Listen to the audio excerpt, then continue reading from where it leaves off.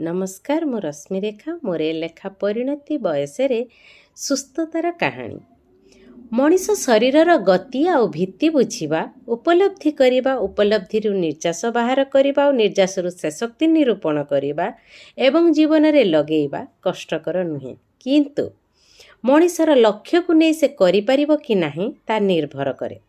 मनीषर शैशव बाल्य कैशोर यौवन परिणत अवस्था अच्छी सबु अवस्था मध्य शैशव आ वृद्धावस्था भारी असहाय लगे।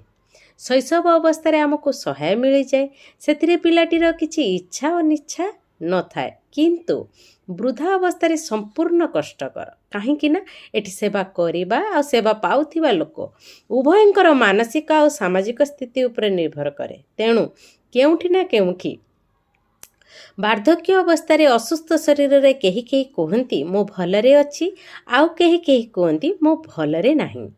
मु एमिति एक वृद्धा महिला कथा कहबी जे 105 बयस भी सुस्थ गाँ को जाइथिली जेजेमा को देखिली सेहीपरी कथा निजस्व नीतिदिन काम से निजे करुछि।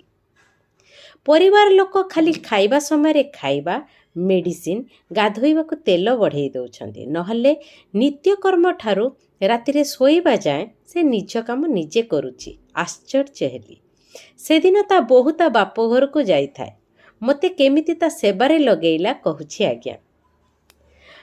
आमे सकाळ उठिला बेलକୁ से जाई चौरा उपरे सपखंडे पकेई बसिछि। सान बहुणी को डाकी कहिला रूम रे एक धला गोली अछि देबाको सेटा से अखिया पेटरे खाए। सान भौणी जानी शुणी धला बड़ गुलीटी आनी देला। सेठु से कहिला एटा पेसर औषध नुह पेसर औषधटा धला और छोट गुली। भौणी आनी देला। दी पर बेले कहिला मते सोरिष तेल दे निजे निजे देहरे घसी होई पड़िला आउ गाधोइबाकू गला। दी पर खाइबा परे से निजे मागी मल्टीविटामिन सिरप पीला। संज हेला घरे डाकी कहिला आलो चा बसई छना नहीं जानिछि ता बहु घरे नहीं। चाहा पी दे पिंढा परे बसी पड़िला। कौन सी कथारे मुंड पुरेइबा नहीं खाली कार छुआ हेला किए बाहर को जाइथिला फेरिला नहीं कहा छुआर बाघर हेला एतिकी पचारिबा छड़ा तार कौन सी कथारे मुंड पुरेइबार नहीं। राति आसिला ताको खाइबाकू सान भौणी डाकिला।